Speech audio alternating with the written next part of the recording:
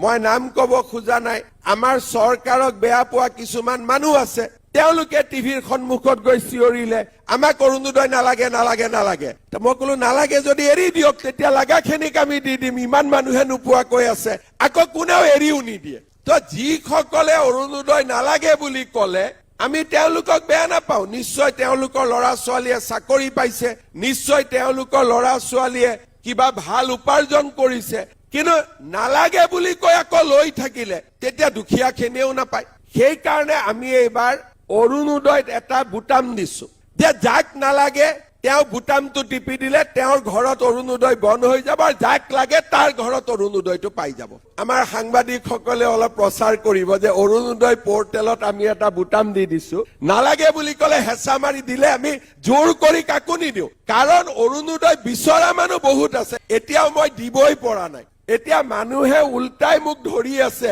যে অৰুণোদয়ত ইমান সুবিধা আহিছে আমাক অৰুণোদয় দিয়ক একফালে কৈ আছে দিয়ক আগত টিভিত কেইগৰাকী মানে কৈ আছে অৰুণোদয় নালাগে নালাগে আৰে নালাগে যদি সোনকালে দি দিয়ক আমি লাগাখিনিক দিব পাৰো